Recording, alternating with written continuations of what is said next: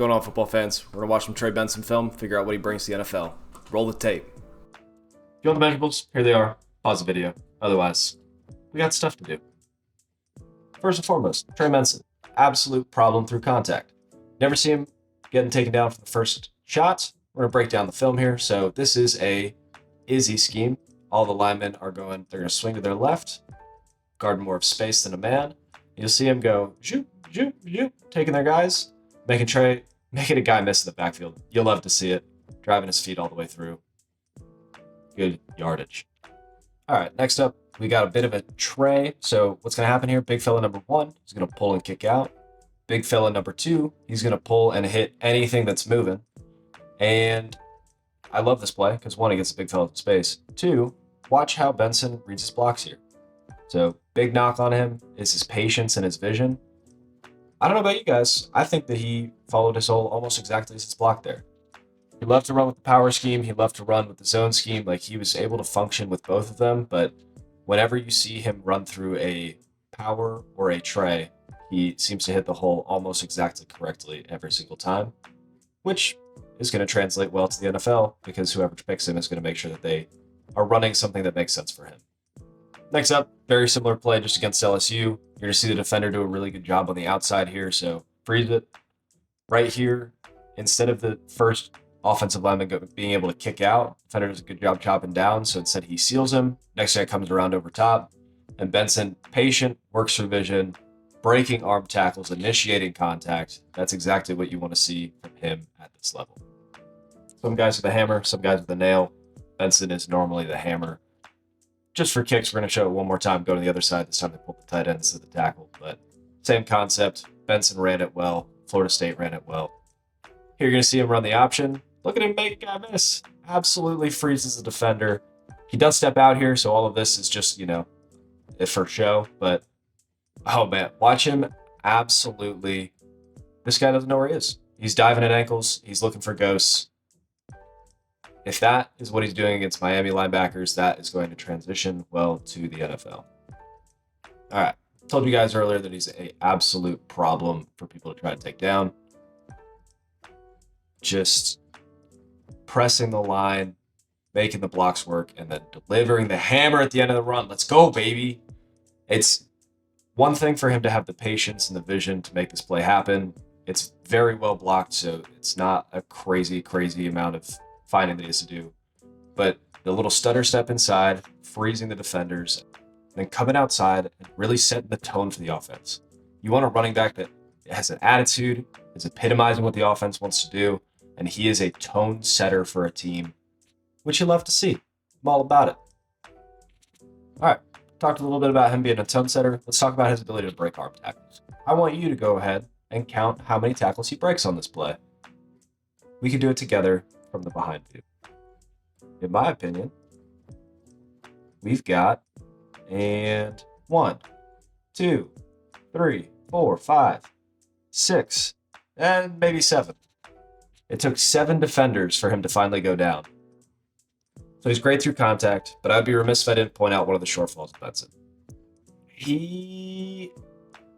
Let's just say he needs glasses, if vision is what we're looking for. So refuses to find space. He runs in the back of his blockers pretty often.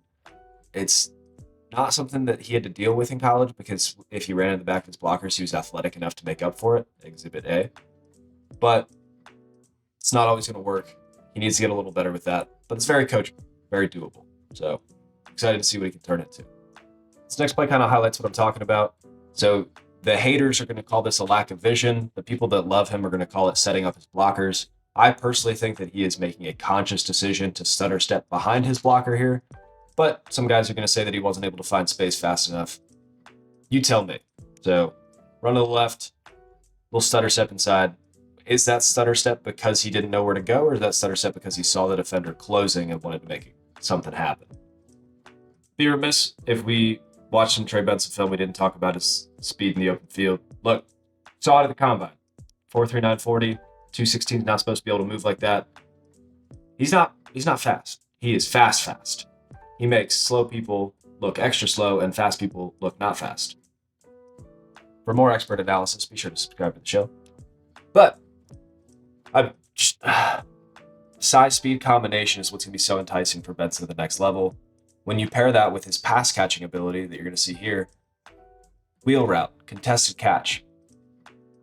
Again, 216 is not supposed to be able to be making leaping catches at the boundary, but that's what Benson does. And he's a natural receiver, even though Florida State didn't ask him to do it that often. So here, you want to see the wheel route? Let's see it from two different sides. This is actually a year apart, so you'll love to see it. He's a natural accelerator. So what I want to point out here, he transitions from being a receiver to a runner very well. This linebacker has a beat on him, is already running full speed, and should be able to get this angle. Instead, Benson accelerates out of the catch, out of the cut, makes his way upfield. Easy first down. It's not just the designed routes. You also see him make screen passes and turn them into things like this. But just for funsies, let's throw one more wheel route in there. Nothing crazy to talk about here. Just cool to see him moving in space and able to catch the ball with his hands, get upfield, and get an easy first down. All right, so that'll do it for the Trey Benson film study. Just to recap some of his strengths, he is a hammer, not a nail. You see him initiate contact and really drive through and deliver blows to college defenders. That's something that we expect him to bring to the next level. He's a natural receiver that's able to run more complex routes out of the backfield. He's not somebody that's going to line up on the outside. However, he is capable of running any routes that he's asked to, whether it's an angle route, a wheel route, or just a check down. It's not just fast and shorts. A lot of these guys, they end up running their 40-yard dash. You go back, you watch the film, and you're like, where did this come from? I didn't see this coming. Trey Benson has the sauce. He has the juice, and we love to see it. Arm tackles, not going to cut it. He's 216 pounds, and he uses it well. He needs to work on his vision. I know. It's sad. He needs some glasses, but he's able to manipulate his blocks well in space. It just seems like at the beginning of some designed runs, and maybe he's struggling a little bit with his own concepts. Just needs a little bit of love. All in all, he is a round 2 prospect and my current RB1 in the class.